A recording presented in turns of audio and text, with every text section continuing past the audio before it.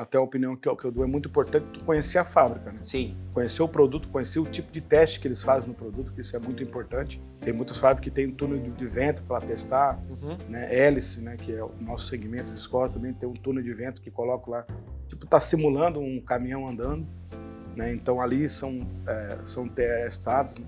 Verificar se realmente as fábricas testam todas as peças, né? Porque tem fábrica que testa só o lote. Daí eu vi que tinha uma oportunidade ali, né? De eu ter também uma distribuidora. Daí eu comecei a comprar dentro do Brasil mesmo, a gente montou a distribuidora.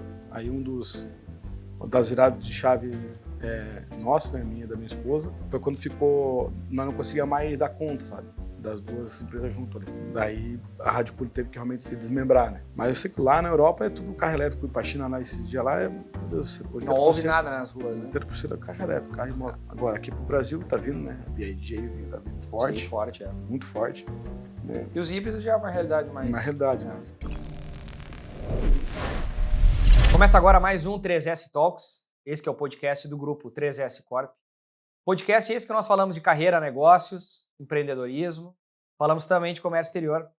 E hoje nós trouxemos um case muito importante para o contexto do grupo 3S Corp. É um case de um cliente nosso e para fazer a apresentação, já antecipo, o assunto de hoje é case de resultado no segmento automotivo. E para falar sobre isso, eu convidei o David Botega, que é diretor da LD3, uma fábrica de radiadores e intercoolers, especializada na linha pesada e agrícola, e iniciou essa trajetória em 2006, uma oficina de radiadores que se chama Radiadores São José, e depois, em 2016, fundou a Radicooler, que é uma distribuidora de peças, e em 2018, ou seja, veio aí incrementando diversas empresas, montando um ecossistema. Em 2018 iniciou o projeto da empresa LD3, onde se tornou uma referência no setor automotivo. David é casado, pai de 3 filhos e tem liderado a empresa no mercado internacional com foco em importação de peças automotivas. David, obrigado por estar aqui falando com a gente, falando sobre teu case, falando sobre o desenvolvimento, carreira, empreendedorismo. Vamos falar de China, Paraguai, Brasil. Muito bom, cara. Obrigado. Obrigado pela tua disponibilidade em vir aqui falar com a gente. Eu que agradeço muito, né, a oportunidade de estar aqui, né, expressar meu humilde conhecimento que eu tenho, a experiência que eu tenho de autopeça, né, esse mercado que é o radiador e principalmente entre Paraguai e Brasil, né, que muita gente tem dúvida, né, no Mercosul, como é que funciona. Então, tô aí para tirar todas as dúvidas nossas aí. Boa. E vamos lá. Essa questão do Paraguai, que é um dos tópicos que nós vamos ao longo da nossa conversa falar um pouco, e o trabalho, o desenvolvimento, como é o Maquila, quais foram os importantes desafios, problemas que tu enfrentou, oportunidades que tu enxergou no passado para olhar para o Paraguai com um potencial de crescimento do teu negócio. Enfim, nós vamos desenvolver um pouco da conversa. Sim, tranquilo. Mas para não me antecipar isso e falar sobre história, trajetória, carreira, conta um pouco como é que foi parar no segmento automotivo e depois, diante de tantas empresas aí que tu estruturou. Sim. Bom, então a minha trajetória, eu comecei trabalhando numa oficina de radiador com meu pai, certo? Que chama Radiadores BR, lá em Curitiba mesmo. Aí eu trabalhei com meu pai 4 anos, aí depois eu resolvi seguir a minha carreira solo, né, como se fala. Então daí eu resolvi abrir a minha oficina, né, que chama Radiadores São José, e isso foi em 2006. Aí tu montou um concorrente do teu pai, cara? Exatamente. Muito amigo, hein? Exatamente. Mas a gente tinha um acordo comercial entre eu e ele, de não afetar um cliente do outro, e assim foi. Né? E depois aí montei a oficina daquele jeito como acho que, não digo todos os empresários, mas a maioria começa sem grana, sem nada, só na cara e na coragem, né? E ali eu costumo falar que já no início, né, não sei, mas eu sou muito cristão, né, eu creio muito em Deus, e enfim, quando a gente começa um negócio do zero, parece que a gente se dedica sempre, a gente sempre dá algo a mais nele, né, para que realmente a coisa realmente dê muito certo. Então eu costumo falar que quando eu montei a minha oficina, eu comecei a visitar as lojas ali da região, as transportadoras, né, para entregar cartão, para fazer serviço comigo. E em um determinado momento teve uma ligação do funcionário meu que estava ali, só estava em 2, eu e ele, começamos em 2. Começou em 2. Tu já começou com um profissional junto contigo aí? Não, o profissional era eu mesmo. Tá. Ele era um ajudante, só que não conhecia nada, na verdade. Só para me ajudar mesmo, porque como ia entregar cartão, não tinha como deixar a empresa fechada. Né? E daí a gente começou ali e nisso ele me ligou, ó, chegou um serviço aqui, um Fiat Uno, vermelho, nunca me esqueço. Né? Foi para mim primeiro cliente. Não era um 147, não, era um Uno. E daí, cara, chegou e fomos ali, atendi o cliente e tudo mais, fiz o serviço, né? E quando eu fui preencher a notinha dele, que na época era um pedido à mão mesmo, e até me emociona eu falar nisso, na verdade, quando ele falou que era o nome dele, ele falou que o nome dele era Cristo, sabe? Cristo? É. E para mim foi uma coisa assim muito marcante, sabe? Que ali chegou a me arrepiar aqui. Aí comecei a tremer, não conseguia escrever, ele pegou, me deu R$80 e sumiu, sabe? Então, dali para frente, cara, acho que Deus está me abençoando mesmo, eu vou para cima. Sim. E começou. Aí comecei a trabalhar.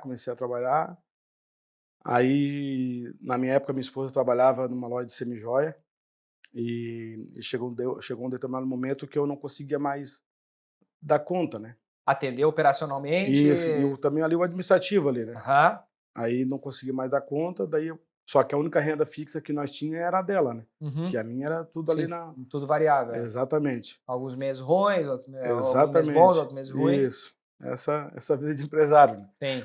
E daí só, a gente tem que arriscar, se é o que a gente quer. Daí ela, como sempre esteve do meu lado, como está até hoje, né? Então ela aceitou o desafio e pediu as contas lá de onde ela estava e veio trabalhar comigo, né? Mas tu já tinha funcionado, aí tu já estava um pouco mais bem estruturado, ou não? Ainda era muito embrionário, era muito no começo? Não, já tinha mais 2 funcionários, eu já estava mais estruturado, eu não conseguia mais, tipo, dar conta de atender um cliente e fazer um boleto, exemplo, cobrar, fazer a parte administrativa, né?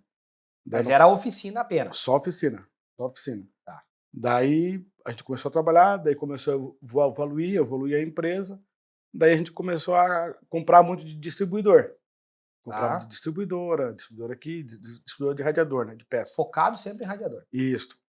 E daí eu tive, cara, Lucas, eu acho que eu vou montar uma distribuidora de radiador. E vi a minha ideia e tal.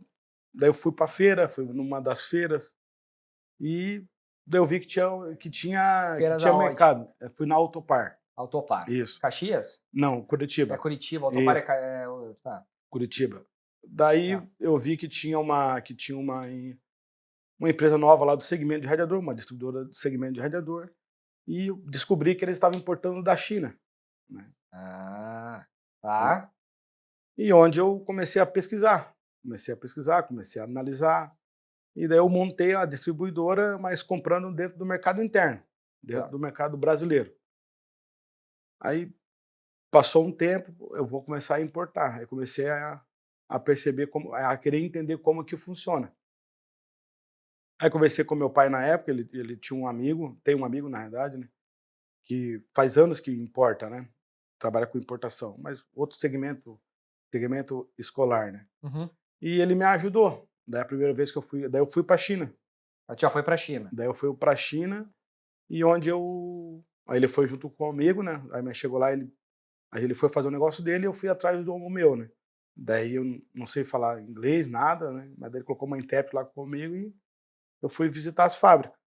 E é aquela coisa, para quem conhece... Já foi para as fábricas, aí não ficou só nas feiras? Exatamente. Daí eu fui em fábricas e aí sabe aquela coisa de China, fábrica que é multinacional e fábrica que parece uma oficina de bicicleta. Exato. E aí chegou lá, começou a bater um desespero que eu não conseguia achar o fornecedor ideal, não consegui, porque eu já fui para lá com um fornecedor já meio que certo, né? Mas chegou lá, não era o que eu imaginava, né, o fornecedor. Né? Qualidade muito ruim. Tá, ok, depois eu vou estressar um pouco o assunto, mas vai lá. E foi. Daí achei um fornecedor certo lá dentro da China mesmo, lá dentro. E fiz uma parceria com ele, aí comecei a importar. Aí a Rádio Cooler começou a crescer, né? Aí passou um tempo, aí em 2018, né, aí houve a minha ideia de montar no Paraguai. Né? Veio a ideia de montar a Maquila lá no Paraguai, que é a fábrica daí, né? O projeto ele começou em 2018, mas se concretizou agora, há 4 anos atrás, que a gente está operando lá. Vai fazer 5 agora esse ano, final do ano. Boa. Então, tu começou como prestação de serviço, mão de Isso. obra, Uhum. focado em radiadores, Isso. que veio da família, veio do teu pai, mas Exatamente. montou uma estrutura de prestação de serviço fazendo aquilo que tu já sabia fazer. Exatamente. Aí tu observou que apenas aquilo não seria suficiente. Tu foi buscar também a compra e a venda de radiadores. Exatamente. Aí tu observou um fornecedor de mercado interno para Isso. fazer, tu adquiria no mercado interno desse fornecedor e revendia, Revendia. distribuía. Exatamente. Tá bom. Passar do tempo, tu pôde observar que tu pôde observar o potencial de importação que fazia sentido para ti. E aí Exatamente. tu foi buscar talvez aí um modelo de Uhum. uma outra empresa, segmento gráfico, nada tinha a Isso. ver com o teu negócio, mas o cara sabia fazer a operação de importação. E aí tu Exatamente. começou a estruturar o processo de importação. Isso. E aí houve uma guinada, houve uma mudança grande no sentido de rentabilidade para a tua operação? Sim, com certeza sim, né? Depois que eu comecei a importar, né? Aí a margem, ela realmente ela aumentou bastante, né? Apesar que no começo eu tive alguns problemas de importação, Me né? conta dos problemas. Aquela... Queremos saber os cases de problema. Quais foram esses eu acho problemas? que um deles, como a gente é iniciante, né? Aham. Um deles é fornecedor nosso, em vez de mandar para Paranaguá, ele mandou o container para Porto Alegre. Já Sei. começou ali o erro, né? O Para Rio despachante Grande, lá nosso, provavelmente. isso, o nosso despachante não, na época não se atentou e deu canal vermelho de cara, né? Daí, aí chegou o fiscal e chamou nós para lá para fazer esclarecimento lá. Eu acho que hoje não sei se existe mais isso, né? Mas na época, daí foi eu e meu pai lá e... Na Receita Federal. Na tua primeira importação. Aham. Que maravilha. Aí chegou lá, a gente falou a verdade, né? Falamos a verdade e tal, e a verdade custou para nós caro.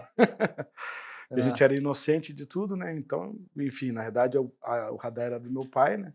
A Tá. importação era dele, né? E eu só estava auxiliando ele, né? Sim. Só que na embalagem tinha logo da minha empresa. Ah, sim. Como eu que troquei e-mail com o fornecedor, Sim. ele colocou a minha logo na embalagem. Sim. Aí chegou lá na hora, o meu pai falou, não, a importação é minha, mas a mercadoria é dele. Eita. Daí deu aquela famosa interposição fraudulenta. Isso. Aí foi uma cadeia, né? Aí foi a minha mãe também depor, aí foi Polícia Federal. Aí agora, pra falar bem a verdade, agora tá na civil. Depois de faz mais de 20 anos aí, 20 não, 15 anos tá na civil. Ainda a gente tá nesse processo, mas já acabou, né? A gente já se defendeu, já deu tudo certo, viram que, mas perdi a carga, perdi o container, o radar praticamente também foi perdido. Dada aí a importância de uma assessoria completa. Vou pegar alguns gatilhos, alguns ganchos, porque tu conhece do teu segmento, né? Isso. O comércio exterior é uma realidade nova. Uhum. Ou era uma realidade nova para ti naquele episódio. Uhum. Daí a importância de tu buscar uma assessoria e essa assessoria pensar como melhor estruturar essa operação de importação de modos a fazer as coisas de forma correta. Né? Exatamente. Então, não que o prestador de serviço quisesse fazer alguma coisa incorreta, mas Sim. pensar como fazer para executar todos os elementos. Te dar assessoria na embalagem, te dar assessoria na logística internacional, pensar em todos os elementos, não apenas no despacho aduaneiro de importação, que preencher uma documentação. A documentação da invoice, checklist, coisa assim, né? É isso aí. É o pensamento maior, né? Exatamente. Entendendo, como é que tá a tua embalagem, como é que tu tá preocupado com isso, né? Fazer uma avaliação lá fora. Já se preocupou nisso nessa tua primeira importação? Não pensei nisso. Pois nós temos que preocupar com isso. Temos que fazer isso aqui, entende? São elementos centrais, porque aí, imagina, 20 anos depois tu ainda tem algum resquício de problema, né? Exatamente. Então, daí a importância. Então, esse foi um problema. Canal vermelho, então tu já teve, talvez, aí todas os problemas na primeira operação de importação e não desistiu. Isso, esse aí foi praticamente, não digo bem o primeiro, mas foi o segundo. O primeiro deu ok, foi no segundo. Exatamente, o segundo já deu esse problema. Aí foi perdimento da carga, todo aquele problema todo. né? E teve investigação, teve isso, Polícia Federal, depoimento, enfim, daí a gente teve daí eu bem dizer, meio que parei, né? Parei de importar, né? Porque não conseguia a liberação para importar mais, daí deu uma parada. Aí depois que a gente conseguiu se defender na Polícia Federal, né? Aí depois aí foi na criminal, a gente também se defendeu na criminal, deu tudo ok, né? Daí aí eu comecei a focar mais na importação novamente, né? E daí é onde surgiu a ideia da LD3 daí. Entendi. Entendeu? Foi, bem dizer, nessa época que daí eu comecei a importar novamente, aí tirei a empresa, inclusive foi a Elisângela que tirou meu primeiro radar, na realidade, na época, né? Ela que tirou meu primeiro radar de 150 mil. Daí depois, aí comecei a importar direto da China, normal, e começou a crescer. E tu foi outras vezes para a China também ou ficou naquela única vez, naquela primeira e única vez? Eu fui 3 vezes. Já foi 3 Aquela vezes. foi a primeira, aí depois fui na segunda que eu estava mais sólido, né? Ah. E agora eu fui em dezembro passado agora, ano passado na feira daí. Aí eu fui na feira e fui nos fornecedores daí. E daí agora eu fui para me diversificar o meu segmento, né? Eu quero diversificar o segmento na linha de arrefecimento, que é o meu caso, né? Sim. Inclusive até já estou importando já algumas coisas fora o radiador, né? Só que daí esse não envolve nada o Paraguai, né? Sim. A operação do Paraguai. Essa linha que eu estou entrando é China direto Brasil. Né? Tá. Então, além disso, tu já incorporou outros produtos indo para a China, indo direto, desenvolvendo produtos lá. Isso. Tá. Quais foram as principais práticas? Tu ia para a feira e depois ia para a fábrica? Tu mapeava a fábrica e ia direto nas fábricas? Como é que foi o teu trabalho de desenvolvimento ao longo do tempo aí? Então, geralmente eu fui para a fábrica primeiro, conheci a fábrica, conheci a estrutura da fábrica. Embarcava aqui no Brasil e ia direto para as fábricas lá na China. Isso. Aí eu tenho eu chego lá em Xangai lá e daí lá eu pego o intérprete lá e já estava tudo agendado, né? E ele me levou em todas as fábricas. Inclusive o intérprete é um parceiro meu de uma fábrica, entendeu? Ele já morou em São Paulo e daí ele fala bem português e ele me ajudou muito. Inclusive ele que fez agendamento para mim nas fábricas. Daí ele que eu sabia qual fábrica que eu queria ir. Daí ele que fez o agendamento, a gente pegou e viajou lá na China antes da feira, né? Pra conhecer a fábrica. Daí na feira a gente só foi mais para ver outros fornecedores mesmo. E daí é só para abrir um pouco mais o leque, né? Qual é a feira em específico? É de teu segmento específico? Isso, é automecânica em Xangai. É a segunda maior do mundo, né? A primeira é a Alemanha, que inclusive está acontecendo agora. E a segunda é Xangai e a terceira é Automec, em São Paulo. E aí foi direto nas fábricas, depois mapeou as feiras e aí tu começou a trazer desse fornecedor. Tu fez algum processo de validação? Quais foram os processos de validação dos fornecedores para entender se a qualidade estava dentro do esperado? Porque tu teve problemas aqui no âmbito do despacho aduaneiro e no curso da liberação aduaneira. Nunca teve problema com os fornecedores de qualidade, garantia, produto especificamente? Não, assim, porque justamente por isso que até a opinião que eu dou, é muito importante tu conhecer a fábrica, né? Sim. Conhecer o produto, né? Então, se conhecer o produto, conhecer o tipo de teste que eles fazem no produto, que isso é muito importante, né? O radiador, né? Tem muitas fábricas que tem túnel de vento para testar, né? Hélice, né? Que é o nosso segmento viscose, também tem um túnel de vento que coloca lá, tipo, tá simulando um caminhão andando, né? Então ali são testados, né? Verificar se realmente as fábricas testam todas as peças, né? Porque tem fábrica que testa só o lote. Então isso é uma coisa que eu me preocupo muito, sabe? E também uma das perguntas-chave é se já vende do Brasil, né? No Brasil. Muitos não querem falar, mas muitos falam. Não, vende no Brasil, já vendo. Às vezes não quer falar quem é o cliente deles. Ok, mas se já vende no Brasil, quanto tempo vende no Brasil? Vendo há tanto tempo. Então eu já sei que já está no mercado brasileiro. Sim. Daí como eu já sou do segmento, eu já sei mais ou menos já quem que importa deles. Entendeu? Daí também com isso eu já sei se o produto é de qualidade. Exatamente. Entendeu? Mas é muito importante visitar a fábrica, porque assim, tem N fábricas na China, né? Radiador mesmo, lá tem mais de 1000 fábricas de radiador. E mesmo os stands em feira, porque eles criam coisas muito pomposas, muito, né? Tem stand lá que em Xangai mesmo tem stand que é glamouroso. Você chega lá na fábrica deles, meu Deus do céu. Aí eles chegam lá, eles falam, fornece para tal marca, mas vai na prática, não é nada disso. Às vezes é trade, né? Tem muita trade que são os atravessadores, né? Sim. Então, eles compram das fábricas e exportam para o Brasil. Isso, exatamente. Então tem pênalti aí, né? Tem o custo da Exatamente. fábrica, Isso. produção mais margem, depois tem o custo de aquisição da trade mais revenda. Exatamente. E a China o que mais tem é isso, né? E, enfim, daí depois da feira que eu fui, daí se eu me interessei por um produto, eu marco novamente, aí eu vou na fábrica conhecer. Sim. Jamais eu importei algum produto da China sem conhecer a fábrica.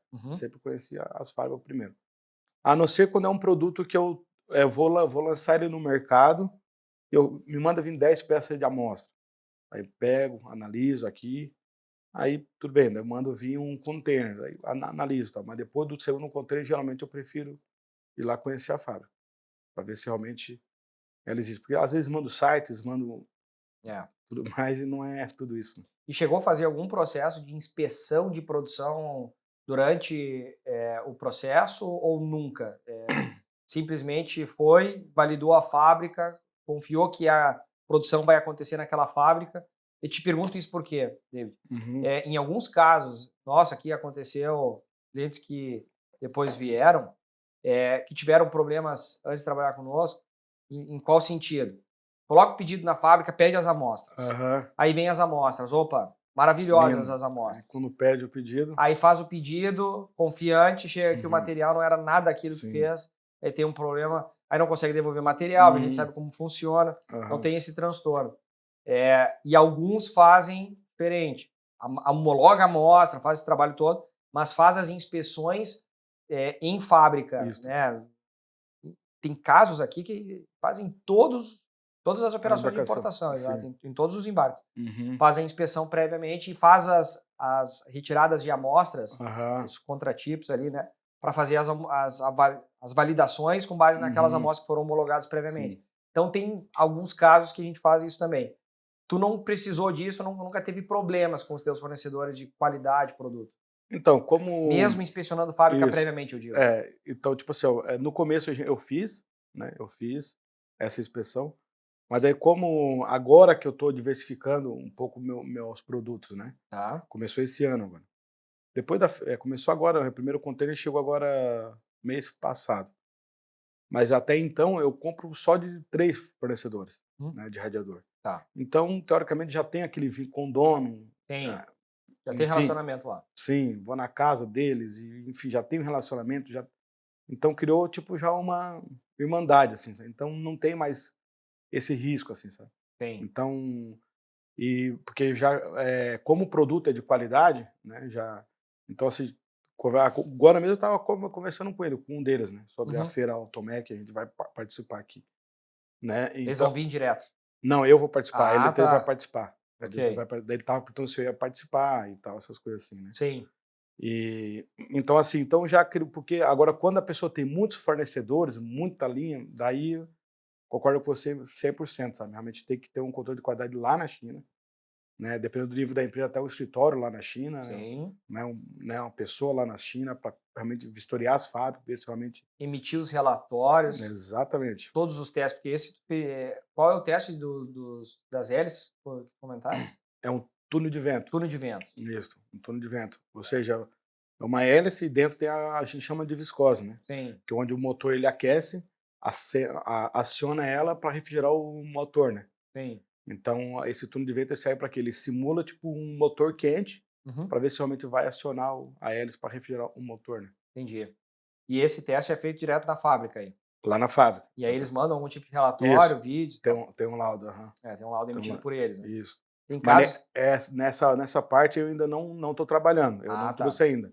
Eu só visitei a fábrica e uma que eu estou trabalhando já são reservatório, onde coloca água ali. Isso eu já estou trazendo. Então ali realmente é feito o teste 1 a 1, esse é teste por pressão mesmo. Vamos testar, sei lá, pneu de carro, exemplo assim, coloca ar dentro ali, coloca dentro da água e ver se tem um vazamento, coloca uma pressão X ali para ver se não vai estufar. Entendi. Isso eu já estou trazendo já também. Entendi.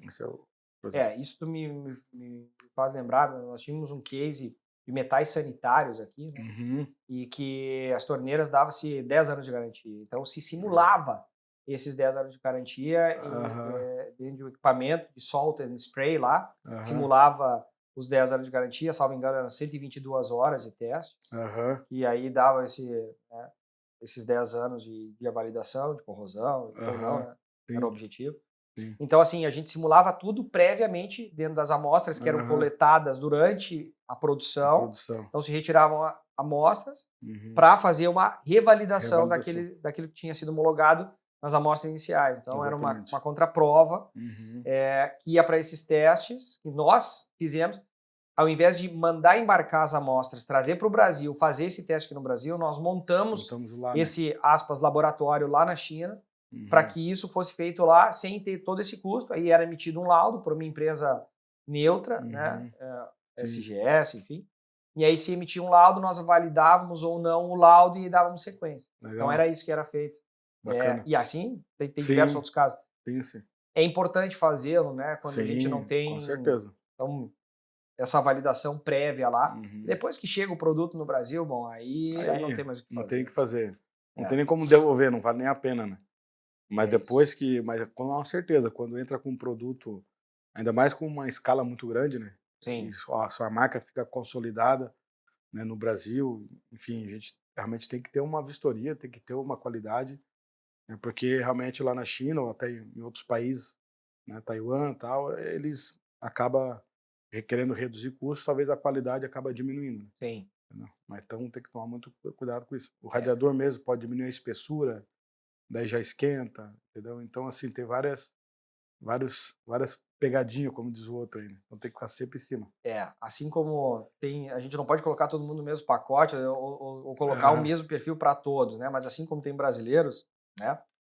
Lá na China, eles tomam um cuidado muito grande, porque em alguns casos, a gente já viveu, né? E alguns clientes que tiveram essa experiência no passado também, de uma negociação, que a gente está aqui para negociar sem preço de produto. Aí negocia, aperta, eu preciso de reduzir, sei lá, 5%, 7%, 10%, 15%, não sei. E aí o que acontece? Em alguns casos, o fornecedor tira da qualidade do produto esse montante, né? Então, ok, eu vou te dar esses 15%, mas ele tira 15% da qualidade do produto. Isso. Seja na espessura, nesse caso, na matéria-prima, ou enfim. Então, a gente tem, por isso, do processo de homologação prévio das amostras e dessas retiradas de contraprovas durante a produção para revalidar que aquilo está sendo feito conforme tinha sido previamente aprovado. Exatamente. Isso é muito importante fazer mesmo. E é bem isso mesmo, tipo assim, porque às vezes as fábricas ela tem o quê? Ela tem produto A, B, C, D, dependendo da fábrica, vai até, meu Deus do céu, vai até lá no Z, né? Sim. Eles então, não perdem a oportunidade de negócio também. Aí começa com o valor lá em cima, vai negociando, aí vai diminuindo a qualidade. Isso não adianta, milagre, não tem como fazer, né? Então, por isso que quem vai importar, né, tem que tomar muito cuidado com essa qualidade, porque queira ou não queira, é o nome a zelar aqui no Brasil, né? Dúvida. A zelar a marca, né? E aí, ao longo do tempo, além de radiadores, portanto, tu foi buscando outras linhas de produtos e veio incorporando o teu portfólio ou complementando o teu portfólio. Isso, eu comecei esse ano, né, a complementar agora o portfólio da Radcooler, né, que é a nossa importadora. De arrefecimento. Isso, exatamente. A gente agora incorporou reservatório, eletro e abraçadeiras. Então, isso que agora eu estou trazendo. Então, eu quero ficar focado nisso, vou ver como é que vai ser a aceitação no mercado, né, e depois vou partir para outra linha, né. Vou fazer primeiro um trabalho forte nessas 3 pontas, né, que a gente está entrando agora. Depois a gente vai agregando outras linhas na parte de arrefecimento, né? Meu foco é arrefecimento. E o teu time comercial é o mesmo que atende o radiador, também consegue atender essa outra linha de arrefecimento? É o mesmo time comercial? É o mesmo. E quem consome radiador, consome abraçadeira. Então tu só está incorporando, tu tá incorporando o portfólio para atender mais dentro do mesmo cliente. Exatamente. É a mesma coisa que, vamos supor assim, tu trocou um pneu do teu carro, né, e não fez balanceamento de geometria. Sim. Aí tu entrega o balanceamento de geometria também. Exatamente. A minha ideia é entregar o pacote completo na linha de arrefecimento para o cliente. E assim tu vai aumentando teu portfólio gradativamente. Exatamente. Entendi. E a oficina, continua? Continua. A oficina, nós estamos lá, firme e forte. Que legal. Ali em São José mesmo, que é bem do ladinho do aeroporto ali. A gente está num galpão ali de 500 metros quadrados. Aí na oficina a gente tem, acho que hoje é 45 funcionários nela. Então a gente é focado na linha pesada, na linha agrícola e na linha leve tá também, né, na oficina. A gente também faz bastante radiador especial, tipo radiador da Fórmula Truck, né, radiador de gerador de energia, radiador que não existe no mercado, né, tá esquentando às vezes o original, a gente faz uma adaptação, faz o radiador, um projeto especial para poder resolver o problema do cliente. Entendi. Então a gente faz bastante projeto especial ali que alavanca o faturamento. E hoje, e como é que tu fez essa guinada, ou essa guinada não, mas esse complemento, essa incorporação de atividades de prestação de serviço e compra, venda, importação, distribuição, pensando nesses dois movimentos aí, quais foram as transformações que tu como profissional teve que passar? Então, na verdade, assim, essa transformação foi aquilo que eu falei no início ali, gente, eu comecei a comprar muito de distribuidora, né, no mercado interno. Daí eu vi que tinha uma oportunidade ali, né, de eu ter também uma distribuidora, né, e daí eu comecei a comprar dentro do Brasil mesmo e a gente montou a distribuidora. Aí uma das viradas de chave nossa, né, minha e da minha esposa, foi quando nós não conseguia mais dar conta, sabe, das duas empresas junto ali. Sim. Daí a Rádio Cule teve que realmente se desmembrar, né. Sim. Aí foi aonde a gente foi para importação, né, como desmembrou, a gente foi lá para importação. Daí deu aqueles primeiros problemas ali. Aí depois resolvemos aqueles problemas, aí começou a guinar, começou a andar, né. Daí hoje são empresas totalmente distintas, né, em locais bem separados, né. Então, ali foi uma das viradas de chave que a gente teve para poder alavancar a Rádio Cooler, né. Sim. E aí, um dos pontos de inflexão, né, de crescimento aí foi a ida para o Paraguai. Muito bom. Como é que começaram esses estudos Paraguai e essa avaliação? Como é que pintou essa oportunidade para ti no passado? Isso é uma história. Eu comecei, a gente tinha a Rádio Cooler, né, a distribuidora, nós tínhamos muito cliente em Foz do Iguaçu e no Paraguai ali. Daí eu fui lá para visitar eles, né, para visitar os clientes, daí eu Já exportava para o Paraguai? Eu vendia para Foz. Tá. Daí eles mesmos, eu vendia para trade deles ali em Foz e eles vendiam, fazia a transferência lá para o Paraguai. Tu comercializava no mercado interno. Isso. E daí eu vi que tinha realmente muitas empresas de autopeça no Paraguai, em Foz, né, e até em outros autopeças em outros estados do Brasil também tem lá, né. Mas aqui deve ter algum negócio diferente. Aí comecei a pesquisar, pergunta para um, pergunta para outro, só que lá eles são só comércio de revenda, né. E onde que eu descobri a Lei Maquila, né, que eu acho que bastante gente já conhece, né. Conheci a Lei Maquila e eu comecei a pesquisar. E daí a gente fez um trabalho, né, uma viabilidade de montar uma fábrica lá, uma maquila lá, né. E nisso começou todo o projeto, né, o projeto no papel, né, como diz o outro. Sim. E o papel ele aceita tudo, né. Planejamento estratégico é lindo, né. Mas enfim, a gente foi, daí até hoje ninguém acredita, um dos cases que a gente tem ninguém acredita que eu consegui ter uma maquila praticamente sozinho, sabe. Porque geralmente tem que ter uns advogados lá interno, tem que ter pessoas que entendem lá interno, tudo dá direto com o governo, né. Sim. O acesso é direto com o governo mesmo, né. Então Sim. tem coisas que você tem que ir para o lado esquerdo e não dá para ir para o lado direito, né. Entendi. Então tem muita pegadinha, tem muito negócio que realmente foi um aprendizado bem bacana, bem legal.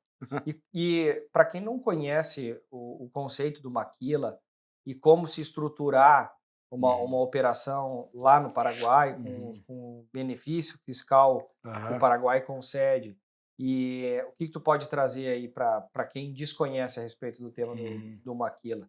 Sim. Como é que funciona a questão de impostos? Tá, o maquila ele existe o maquila pura, né, e o maquila 60, 90, né. Então, eh, como é que funciona lá no Paraguai? Tudo que entra para você, né, ele entra 0%. Se tu for maquila pura, então, tipo assim, tu pode importar qualquer lugar do mundo, ele entra 0%, certo. Agora se tu for maquila 60, 90, parece que agora mudou, parece que agora tá 70, 80, um negócio assim, não tô me recordando agora.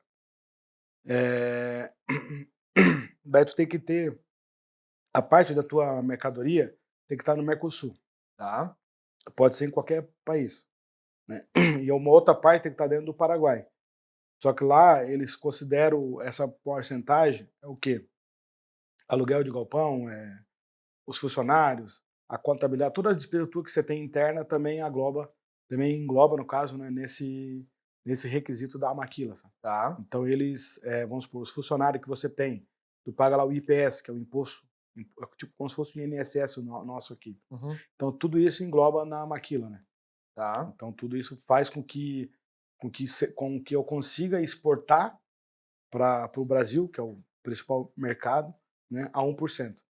Ou seja, o X da questão. Tu importa a zero e para o Isso, Paraguai, não e paga imposto nenhum para importação lá no Paraguai, e aí depois exporta para o Brasil, isso, exatamente, industrializa, faz o processo e aí exporta para o Brasil. exatamente.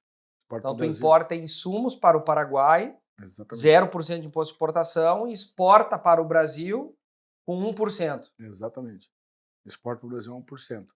Então assim, eu costumo falar que negócio tem hoje no mundo que é assim, né, então o Paraguai ele dá essa oportunidade, né. Isso se falando do Paraguai, né. Então, Sim, tipo assim, ou seja, tudo que entra lá para nós é isento de imposto, né. Por exemplo, o frete, né, o frete internacional, todo mundo sabe que quem importa tem mais o imposto do frete. sim. No Paraguai não tem o imposto do frete, é zero, né. E o frete às vezes sabe muito bem, tu lidar com Claro. isso aí, É, vai lá para as alturas, sim, encarece muito a importação, né. Então, no Paraguai não tem, né, é só o frete, o valor do frete mesmo, sim. né. E é só que assim, aí tem umas dificuldades, né, não é só alegria, né, Pois é. não é só O alegria. ponto positivo que fez com que tu fosse para o Paraguai é a questão tributária. É, o ponto positivo foi a questão tributária, né, e a questão para eu exportar para o Brasil, né. Tá? Então, ou seja, para quem compra de mim hoje, né, no Brasil, porque no Brasil eu vendo para várias empresas no Brasil, né. Certo? Então hoje a gente, vamos supor, o imposto de importação, que no caso do radiador ele é 18%, Uhum. do Paraguai para cá ele já fica isento. Porque é Mercosul. Exatamente, é Mercosul e tem o certificado de origem, né. Certificou de. Muita Tá? gente se confunde, né, com o Mercosul com o certificado de origem, né. É um. É diferente a situação, né. Então, Mercosul, tudo bem, Mercosul, mas tem que ter o certificado de origem, né. Tem que ter a troca do NCM do produto, Tem que ter a né. industrialização do material para que Exatamente, justifique a emissão do certificado de origem, e com base no certificado de né, origem é que tu consegue a exatamente, isenção do imposto de importação. isso. E muita gente acha que vai para o Paraguai, só troca a etiqueta e manda para cá de volta, né. Tem muitas essas pegadinha, né, que falam. Sim, Cara, é um país, muito rígido, assim, nessa parte, né, a gente tem fiscalização lá quase todo ano, né, então, assim, toda matéria-prima que entra eu tenho que dar a origem dela, né, na saída. Então, assim, realmente eles cobram muito isso, porque como teoricamente o país não está adquirindo nada, porque não está cobrando nenhum imposto, o que eles sim, estão ganhando gerando empregos, né, sim. gerando emprego, né. Então, eu não posso ter funcionário brasileiro ou de outro país, tem que ter funcionário só paraguaio. Eu até posso ter de outro país, mas se Deus acontece alguma coisa com ele lá, não tenho o que fazer, né. Sim. Então não pode, é uma das regras da maquila, não pode ter funcionário, né, De outros países outro, é só paraguaios. isso. Esse é um dos pré-requisitos. É por isso que a maquila lá pra eles lá o importante é isso aí, né. Tanto é que no projeto tá quantos funcionários você vai ter, qual valor você vai importar, qual valor você vai exportar, de qual país tu vai importar, qual país tu vai exportar, quais valores, nossa, Então, eles abrem mão desse recolhimento tributário com o objetivo de gerar mais emprego e renda, gerar a economia do país. Exatamente. Nessa questão, tá bom? E aí, hoje, tu consegue atender o Paraguai, tu consegue atender outros países do Mercosul via Paraguai, por conta da indústria que tu montasses lá? Sim, conseguimos atender. Hoje a gente tem cliente na Argentina, né? E agora a gente está negociando Uruguai e Peru. Estamos em negociação com alguns clientes já desse país. É a mesma coisa. A Argentina ainda é melhor ainda para nós, porque a Argentina no radiador, além de ter o imposto de exportação, eles têm o antidumping, né? Então tem mais um imposto que é 40%, porque é para incentivar a indústria local, né? Sim. Então, com o Paraguai, esse 40% também não tem, né? Então, é muita vantagem para a Argentina comprar de nós ali no Paraguai, né? Então, porque a Argentina não tem acordo com a China, né? Uhum. Então, só tem acordo com Taiwan. Mas mesmo assim, não tem o certificado de origem. Então, paga o imposto de importação e paga o antidumping. E fica muito inviável. Agora, comprando de mim pelo Paraguai, não paga imposto de importação nem o antidumping. Então, esse é o X da questão. Foi onde que eu também quis. Um dos motivos de eu também montar a L3 lá no Paraguai, né? Quando eu fiz o estudo. A gente fez o estudo. Então, aí, pontos positivos. Tem o recolhimento tributário hiper baixo, que tu paga 1% no processo de comercialização, de exportação para o Brasil, não paga na entrada, consegue atender outros mercados no Mercosul. E aí tu estava falando do lado B dessa história. Isso. Quais são as grandes dificuldades de estar lá? A grande dificuldade é que todo mundo sabe que o Paraguai não tem mar, né? Então, as primeiras importações nossas, eu quis importar via Assunção, né? E os containers ficaram presos porque baixou o nível do rio, porque o Paraguai chega o navio até um ponto. Só barcaça? Isso. E daí baixou o nível do rio, não atracava nenhuma barcaça lá, né? E fiquei, acho que 6 meses quase com a empresa parada, né? Já logo de largada, assim. Então, e todas as despesas, bom, lá é tudo em dólar, né, normal. Sim. Né? E fiquei quase 6 meses com a empresa parada. Aí tivemos a ideia de começar a trazer pelo Brasil, né? Aí a gente traz para o Paranaguá. É Paranaguá e Santos só que pode trazer, né? Paraguai. Nenhum dos outros portos tem convênio, né? Que falam assim. Tá. É mais cara a operação, né? Mas torna mais rápido, né? Então, bem mais rápido. Então, para nós ficou mais viável fazer isso, né? Tipo assim, negativo é assim, né? Que Então tu entra com essa carga em Paranaguá, ou Santos, ela cruza o estado e vai até Cidade Leste. Cidade Leste. Isso. E depois até Lá a tua estrutura lá. Isso. A gente industrializa lá na Cidade Leste. Fica na Cidade Leste mesmo, na estrutura. Okay. A gente industrializa lá e reexporta, né? Hoje a gente pode vender alguma porcentagem no mercado interno. Também pode vender no mercado interno. Mas eu tenho que pagar o IVA, né? Tá. Que é 10%. Tem que pagar o imposto interno lá. Isso. Aí paga o imposto interno. Okay. Eu posso vender 10% do que eu exportei no ano anterior. Entendi. Em valor. Vamos supor que eu exportei $100 mil, por exemplo. Eu posso vender $10 mil lá dentro. Mercado interno. Mercado interno. Daí eu pago 10% de IVA. 10% sobre os $10 mil nesse cálculo que fizesse aí. O resto tu exporta, seja para o Brasil ou para outros países do Mercosul. Exatamente. O lado ruim logística, então, é um problema. Logística é problema, bastante. Pelo custo, pela demora em alguns casos, agilidade maior na outra ponta, seja em custos maiores. Exatamente. É uma ponte só ali, né? A outra já está pronta, mas vai demorar muito para usar os acessos, né? A ponte está muito complicado. Tanto do lado do Brasil quanto do lado do Paraguai, não tem acesso ainda à ponte. Inauguraram a ponte sem ter acesso, né? Mas o lado brasileiro está bem adiantado, o lado do Paraguai está 100% cru ainda, não tem nada pronto, vai demorar. Então, ou seja, é uma ponte só, né? Sim. Então, o caminhão só pode atravessar depois das 7 da noite. Então, se ele vai para a fila é uns 40 quilômetros de fila. Então, se não der tempo para ele atravessar nesse dia, só no outro dia, para vir para o Brasil, né? Para entrar até que é mais rápido. Para entrar é mais rápido. Para sair é complicado. Isso. Tem um problema de logística para chegar o material, porque ele tem que vir. E para sair. E para sair para depois da exportação. Exatamente. A conta em banco lá é bem burocrático de abrir. Tem bancas que levam 6 meses para abrir uma conta. Demora muito. Pelas avaliações, pela... O que eles falam, né? Eles falam que teve muitas empresas que foram para lá e acabou não dando certo, então os bancos hoje em dia têm muito receio, né? Sim. E é cobrada uma taxa alta de cada transferência, de cada valor que entra, né? É cobrada uma taxa única, né? Tipo assim, entrou $100, é cobrado $30. Entrou $1.000, é cobrado $30. Então, Entendi. $30 praticamente cada operação. Isso é caro, né? Então, Sim. assim, para cada, porque tipo assim, não é uma porcentagem, é um valor único, Sim. né? Tem negociação com banco, outro banco aqui, mas não foge muito disso, né? Os despachantes lá são caros, né? O honorário deles, né, não é igual ao do Brasil. O Brasil é bem mais acessível, né? O honorário deles é quase o dobro que do Brasil, ou até mais, né? Tanto é que tem umas pegadinhas que falam que os despachantes do Paraguai são todos eles milionários, porque o Paraguai só vive de importação e exportação. Sim, então os caras são milionários mesmo. Conheço vários lá, estão milionários, porque é caro mesmo. E diz eles que é uma lei do governo paraguaio. Não sei não sei. Eles conseguiram montar um... Isso é um bom negócio lá, hein? Então, assim, tem esses lados, essas particularidades, né? Sim. A parte de funcionário é muito tranquilo. Mão de obra é boa? A mão de obra, eu costumo falar que, assim, a mão de obra, eu costumo falar que é igual a do Brasil, entendeu? Não muda muita coisa. A diferença é que lá tu consegue funcionário para qualquer tipo de mão de obra. Aqui no Brasil, às vezes, a gente está até com dificuldade de achar aquela mão de obra para começar lá do início, né?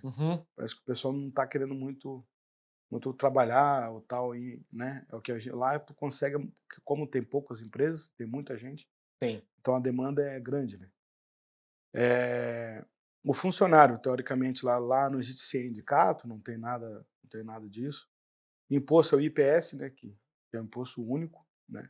É cobrado 6% da folha de pagamento. A férias, ele tem que trabalhar 1 ano, ele tem direito a 1 semana de férias. 2 anos, ele tem direito a 15 dias de férias. 3 anos, aí tem direito a 20 dias de férias. É bem diferente, né? Então a rescisão dele não tem garantia, não tem FGTS. Tá ali os dias trabalhados ali, férias e 13º. Só. Assinou ali, não tem ação trabalhista, não existe. Assinou ali o contrato, que está de acordo, ok? Então os benefícios para o trabalhador são completamente diferentes. É diferente. Não é obrigatório tu pagar vale transporte nem almoço, né? Lá no país deles, né? Sim. Eu pago, né? Eu dou a minha empresa. Eu tenho a minha política interna, que é totalmente diferente, né? Sim. Eu costumo falar que a gente tem que ser justo, né? Justo, né? Então tem a política deles lá interna, mas eu levei a minha política. Trata de uma maneira complementar. Exatamente. Lá a gente trabalha com premiação, a gente trabalha com método de produção, método de venda, a gente trabalha com positividade de falta, de atraso, coisa que lá não existe, né? Então eles valorizam muito isso. Né? Sim. Eles valorizam muito isso. Então meus funcionários que estão lá comigo estão até hoje, isso só foi aumentando, né? Então hoje o meu chefe de produção lá hoje é o que começou comigo lá de baixo, né? O chefe da logística é a mesma situação, começou lá de baixo, hoje é o responsável pela logística, né? Então tem um gerente geral lá, que é o Gustavo, que comanda a operação toda lá. Sim. Eu cuido mais da parte comercial, né? Entendi. Mais da parte comercial da empresa, e eu vou lá quando tem que resolver algumas coisas, a gente tá lá em cima, né? Tem que estar em cima para... Tem que estar lá conectado. Exatamente. Muito bom. Como é que está a questão de energia elétrica, essas coisas lá também? Então, é um problema sério lá, né? A energia é barata, né? Mas a energia não chega. Então, assim, é bem complicado, né? Tem muitas indústrias, né, que realmente tem que ter o gerador próprio. Se for para lá, tem que ter o gerador próprio para não... Falam lá que a Ande vai fazer uma infraestrutura, vai melhorar, mas é muito complicado, muito difícil. Não vai demorar anos para poder regularizar isso. Isso é um grande problema de muitas indústrias grandes, né? Sim. deixam de ir para lá. Ouve falar que a energia é barata, mas não chega. Só que não chega, então não serve. É um ponto. Como é que está a relação daquilo que tu pode observar dentro do contexto do comércio exterior, dentro da tua realidade Brasil-Paraguai? Daquilo que diz respeito a dia a dia, enfim, a política entre os países, fronteiriço e enfim.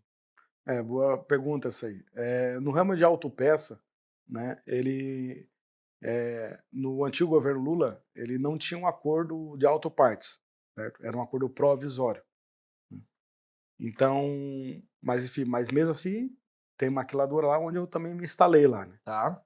E 70% das maquilas lá no Paraguai são autopartes, são autopeça. 70% daquilo que está instalado é autopeça.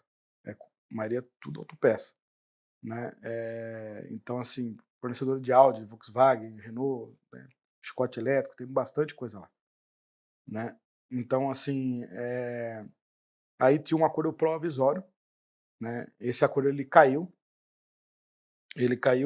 daí o governo veio, cobrou todos os impostos de importação de todas as importações de 4 anos para cá. Isso no governo Lula anterior, né? Retroativo. Isso. Aí, aquela briga toda, né? Aquela briga toda, tal, e vai briga daqui, briga de lá, advogado de lá, e os dois governos interviram, aí os maquiladores se reuniram com o governo do Paraguai, o governo do Paraguai tomou uma ação, aí uns pagaram, outros não pagaram, e ficou nessa incerteza, né? Uns parcelaram, né? Enfim, daí veio o Bolsonaro, veio o governo Bolsonaro, ele foi lá e assinou o decreto. Assinou o decreto até 2028, se eu não me engano. Não é mais provisório, mas assinou lá. Pode trabalhar, isso, pode trabalhar legalmente e tal. Tudo certo, tudo certo. Tá liberado. Aí, bom. Aí, agora voltou o governo Lula. E o governo Lula falou que vai continuar o acordo, não tem nenhum problema. Daí, ou seja, quem pagou aquele imposto lá atrás pode entrar e restituir, o governo vai devolver o valor. Sim. Então, ou seja, o governo viu que realmente foi um erro do governo brasileiro. Entendi. Então está restituindo algumas empresas que pagaram. Tá. E então hoje Hoje está 100%. E hoje tu pode dizer então que não existe uma insegurança jurídica com base nessa relação até 2028. Até 2028. Exatamente. Hoje não, na linha de autopartes não. Outro segmento eu já não entendo muito, né? Mas na linha de autopartes não tem. Não tem. Hoje pode fazer tranquilamente. E como é que está o segmento automotivo no Brasil hoje? Então, é um segmento muito grande, né? Muito grande, muito forte, né? As autopeças, grandes distribuidoras, né? Tanto de linha leve. Quando eu falo linha leve, linha pesada é carro, né? E caminhão, né? Sim. E agora a linha agrícola, né? Que é um segmento muito forte que também está crescendo no Brasil, né? Esse tempo atrás agora eu fui lá para o Nordeste, uma feira que estava lá tendo lá em Fortaleza, né? E tem autopeça lá que tem 4.000 funcionários. Então, assim, o galpão deles lá, só de um CD é 50 mil metros quadrados. Então, são muito fortes, são muito agressivos, né? Sim. Então, a autopeça gira muito, né? Vende muito, né? Então, esse é os clientes que a LD3 está procurando. Então, as autopeças, os grandes distribuidores. Então, é um segmento que está em grande... Continua em grande expansão. Muito. Muito forte. Muitos falam do carro elétrico, vai vir do carro elétrico, o que acha do carro elétrico, né? O que tu acha do carro elétrico? Então, o carro elétrico já é uma realidade, né? Já é uma realidade, né? Mas eu acho que vai ser no Brasil, ele vai uma hora vai pegar, né? Vai vingar, mas vai demorar muito, na minha concepção, certo? Mas uma das preocupações que eu tenho é a fabricação da bateria, né? Que é muito poluente, né? Então a bateria ela é fabricada na China, em algum lugar assim, é muito poluente. O carro, beleza, o carro não vai andar com uma pilha, né? Sim. Tem que ter a bateria. O carro ali é o de menos. mas e a bateria que vem? Como que é fabricar essa? E o processo de produção, né? O lítio é muito poluente, da onde é extraído, né? Sim. Então, essa é a minha preocupação, né? Por isso que não sei como é que vai ser daqui para frente. Então, o carro elétrico de sustentável, o conceito de alguns é que de sustentável tem quase nada, né? Exatamente. Porque justamente por conta da bateria de lítio. É o meu pensamento, né? Também. Não foi ninguém que falou isso para mim, mas é o que eu penso, né? Posso estar equivocado, né? Mas eu sei que lá na Europa é tudo carro elétrico. Fui para a China lá esses dias lá, meu Deus, 80%, não houve nada nas ruas, né? 80% é carro elétrico, carro e moto. Impressionante. Só que agora aqui para o Brasil tá vindo, né? A BYD está vindo forte. Sim, forte, muito forte. Né? E os híbridos já é uma realidade mais... Uma realidade, mas, né? A Corolla dizem que não lançou, né? Não lançou o carro elétrico ainda. Tá nessa incerteza. Quem sabe, eu não sei se procede essa informação. Mas, assim, é uma coisa de se estudar, né? Ainda. Sim. A linha de caminhão, eu sei que já existe o caminhão elétrico, né? Mas, no meu conceito, assim, vai ser muito complicado, sabe? Porque, imagina, por mais que a autonomia dele, a bateria dele dure ou carregue, muitos já falam que carrega o próprio caminhão andando, mas eu acho que não sei se vai, por causa da força, da potência, né? Uhum. As estradas aqui no Brasil não são aquele tapete que nem na Europa. Aqui geralmente os caminhões super lotado, carga até o talo, então é complicado tu conseguir manter, né? E a linha agrícola, né? A linha agrícola não imagino ver uma colheitadeira elétrica, né? Pode até, mas por causa da força mesmo. Sim. Então a LD3 hoje também ela está se especializando muito na linha agrícola. Sim. A gente tem muito radiador e intercooler da linha agrícola. É um segmento que também está crescendo muito. Que bom, está expandido. Isso. E nós queremos participar desse teu processo de expansão. Uhum. Como é que estamos na nossa relação comercial? Como é que foi isso estabelecido e como é que foi o desenvolvimento até aqui? Então, aqui eu tenho uma... Na parceria da LD3, eu digo, com a 3S Corp. Isso. Então, eu conheço a Elisanha já há uns... Import. Eu conheço a Elisanha já há algum tempo, né? Então, assim, já me ajudou bastante. Então, assim, hoje a gente opera com vocês aqui, né? A Rádio Import, né? A gente opera na parte do frete, né? Logística também. E os clientes da LD3 a gente indica para eles, Ângelo. Os clientes, porque o radiador, ele é monofásico, né? Sim. Então tem toda aquela parte tributária ali que... Pelo que diz respeito a PIS e COFINS, Exatamente. Né? Então a gente indica eles antes. Então acho que quase 70% dos nossos clientes que a gente indica a Elisângela e ela faz todo esse trabalho. Né? Porque a LD3 aqui no Brasil a gente também vende para o cliente essa parte de assessoria complementar. Exatamente. A LD3 está só no Paraguai, a Rádio Import está aqui. Então a gente serve a Rádio Import naquilo que diz respeito à logística internacional, frete internacional, e as operações que tu exporta do Paraguai para empresas brasileiras, nós assessoramos esse cliente para que ele se torne uma empresa importadora e possa fazer a importação. Exatamente, isso mesmo. Daí vocês assessoram todo, eles, né, no caso. Aí tem o nosso funcionário, né, da LD3 aqui no Brasil, que é o Lucas, né? Então ele faz toda essa assessoria com o cliente, né? Por exemplo, porque eu tenho um cliente que ele quer ter um preço acessível, ele quer ser um cliente LD3, ele quer ser um exclusivo LD3, mas ele não tem o radar. Então já impacta. Sim. Né? Daí, quer tirar o teu radar? Quero. Aí onde... Precisa ser estruturado para isso, né? Exatamente. Precisa entender qual é o movimento para ter radar, para operar a importação. Isso. Aí vem todo aquele trabalho de radar que é moroso, né? Sim. Daí onde entra Elisângela, né? Eu tenho um cliente assim. Agora, o cliente que já importa, a gente pega, oferece para ele a parte do monofásico, né? Do PIS e COFINS. Ele gostou da ideia, faz todo um trabalho para ele, daí a Elisângela apresenta a Elisângela.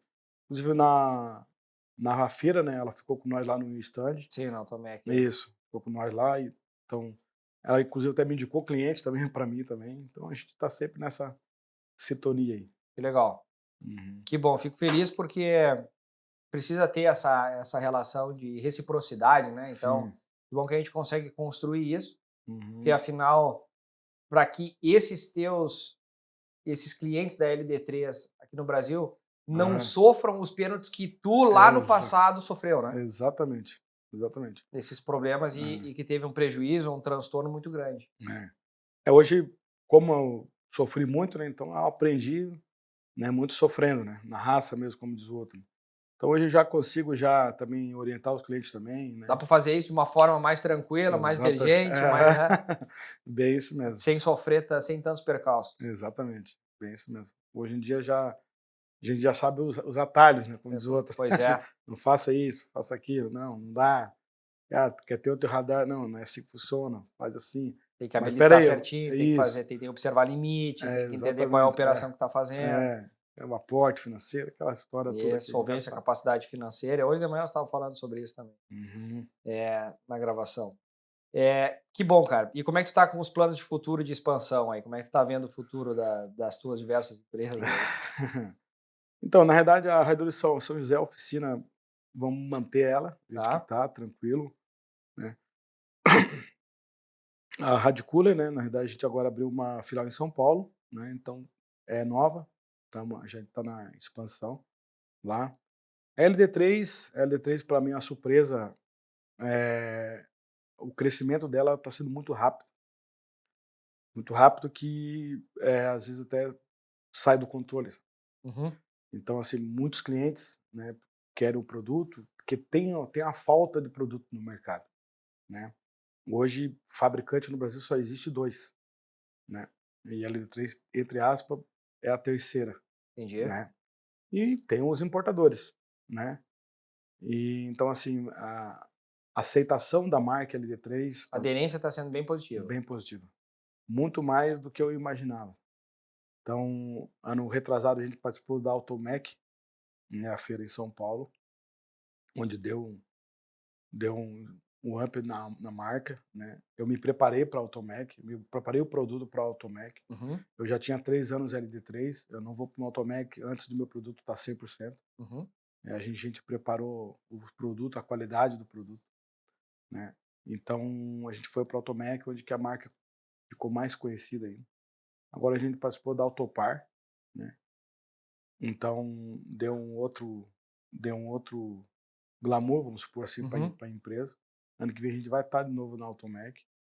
A gente foi convidado esse ano para participar na Alemanha, mas ainda é muito cedo, não tem como, né? É muito cedo. A LD3 a gente ampliou agora, comecei num galpão de 600 metros quadrados, hoje a gente está num de 4.000 metros, em 4 anos. A gente fez a reinauguração agora, foi todos os nossos clientes lá, clientes da Argentina, clientes do Brasil. Que legal. Foi bem legal. Foi o pessoal do governo do Paraguai também foram também. Foi bem bacana, foi um evento bem legal. Quase todos os clientes nossos foram para a reinauguração da empresa. E eu tenho um projeto para 2027 realmente fabricar 100% o radiador lá, né?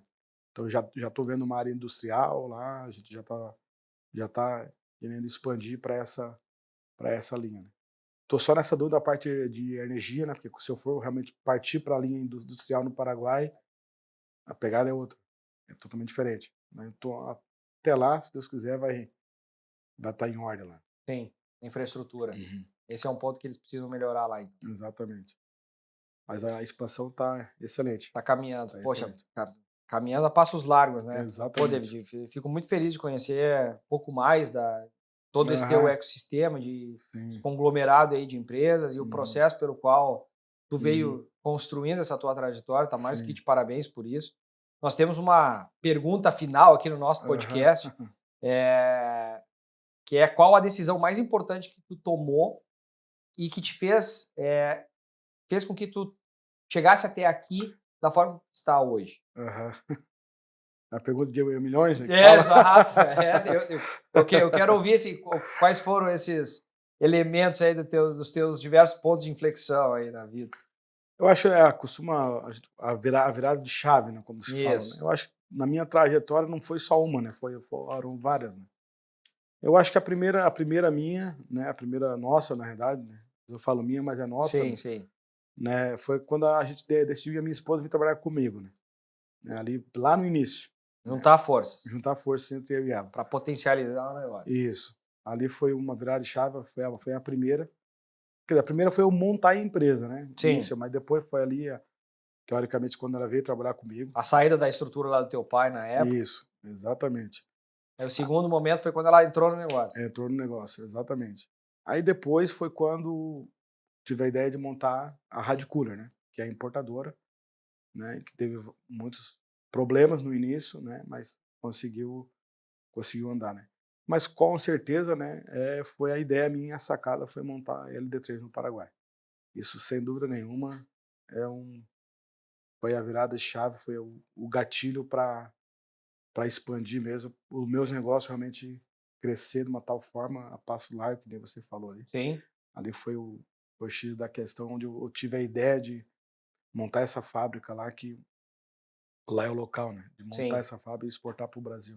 Sim. Então aí que foi o meu, foi o meu, A grande virada a de grande virada chave de aí. chave ali. Exatamente. Porque tu conseguiu transpor diversas barreiras e contornar problemas Exatamente. dos mais variados, né? Porque independente, tu é um empresário brasileiro no Paraguai, deve ter dificuldade em entender cultura do local, entender de todos os regramentos, de conhecer o aspecto político, comercial, enfim, né? Exatamente. Todos esses elementos, teve que buscar diversos parceiros, prestadores de serviço, confiar nesses profissionais para que fizessem bem as tuas atividades. E tu não conhece, muito embora seja muito mais simples do que propriamente no Sim. Brasil, Aham. ainda assim tu tem que mandar todas as guias, tem que fazer todo o procedimento, e é o Exatamente. contador lá que faz, é o despachante lá Isso. que conduz a operação. Ou seja, também Exatamente. deve ter tido diversas dificuldades ao longo do tempo, mas que bom Sim. que conseguiu, né? Isso é uma Sim. grande vitória, parabéns. Sim, é uma grande, exatamente, é uma grande vitória, é uma grande, né, é uma conquista, né, uma conquista, e realmente tá numa sessão muito grande, muito rápida, né, então assim, agora a gente está instalando aí os 9.000 lá no Aí eu ia Paraguai. dizer, que aí exige outros controles, exigem outras, Isso. É outra, uma forma diferente de conduzir, né? Não dá para fazer sempre da mesma forma que fez até aqui, porque os desafios são maiores, são outras. E no começo da LD3 eu vendi o radiador de qualquer jeito, né, Sim. porque como eu tenho oficina, qualquer jeito, mas eu vi que não, pô, o cara tá comprando uma peça nova, então o radiador tem que sair novo, intacto. Sim. Igual você comprar um celular, né, você tá fora da caixa, você já fica meio assim, né, então isso foi, para mim no início foi bem complicado, né? Mas depois que a gente conseguiu alinhar a produção, conseguiu ajeitar, e a gente foi pro mercado. Boa. Então, de diversos aspectos que foram os mais importantes, talvez a ida para o Paraguai foi o mais relevante dentro de toda a tua trajetória. Exatamente. Legal. E só para... É a busca por, fazendo uma análise comparativa, da mesma forma que nós temos essa disponibilidade dos benefícios fiscais no Brasil, em especial aqui em Santa Catarina nós estamos. É isso que eu ia falar agora. Né? Então vai lá. Então, assim, é um exemplo. Hoje o radiador, quando tu importa da China para o Brasil, né? Lá manda o numerário, lá, a última linha lá do numerário lá, né? Dependendo de como está o frete, né? Varia pouca coisa por causa do frete ali. Às vezes, quer dizer, muita coisa, né? Mas ele gira em torno de 85% a 110%. O total, colocado na tua porta, por Santa Catarina. Tá? Sim. Então, ou seja, para o Paraguai, para Santa Catarina, é 32%. Então a diferença é muito grande. É muito grande. É muito grande. Então, por mais que o meu preço seja o FOB, seja um pouco mais caro que o China, sim, mas o final é muito mais vantajoso. Entendi. E por isso que muitos clientes meus não estão mais importando o radiador da China, estão comprando de mim. Estão importando outras coisas da China, né, e estão comprando o radiador da gente. Mas eu digo, em complemento a isso, tu não ficou preso à tua realidade, né, estagnado na tua realidade, em nenhum momento da tua trajetória, né? Não. Tu trabalhava com teu pai, buscou uma outra realidade, quer botar um negócio próprio. Depois da prestação de serviço, eu quero distribuição. Depois da distribuição, agora eu não compro mais o mercado interno, eu quero importação. Exatamente. E aí, da importação, eu vou montar uma indústria. Exatamente. E essa indústria vai ser no Paraguai por questões de benefícios fiscais que o país me concedia.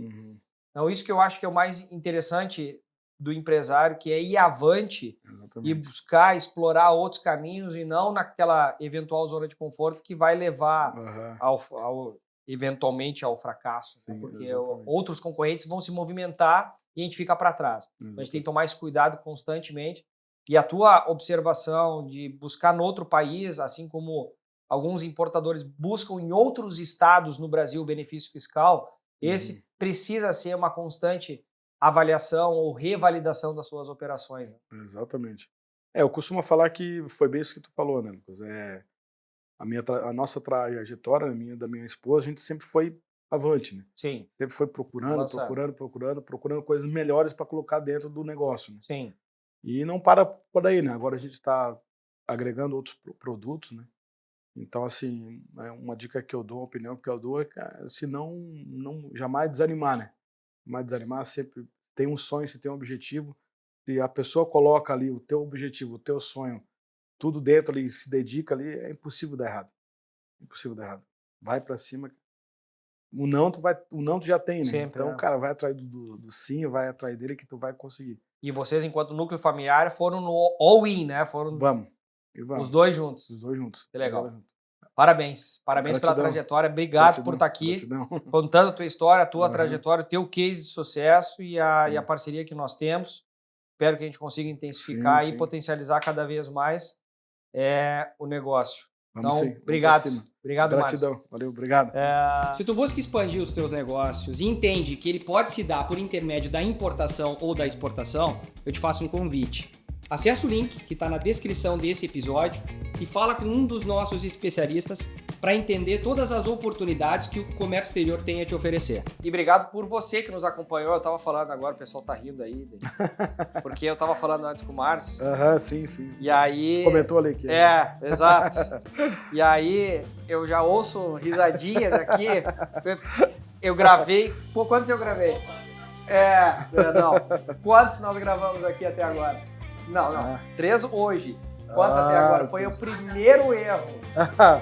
Então tem a desculpa. Não, tem, pô. Nós gravamos 30, mais de 30, pô. Então tá. É a primeira vez, cara. Tem que ser logo comigo ainda. Tu me perdoa, né? não? Claro. Obrigado, David. Parei certo agora. Sacanagem. E obrigado também por ter nos acompanhado até aqui.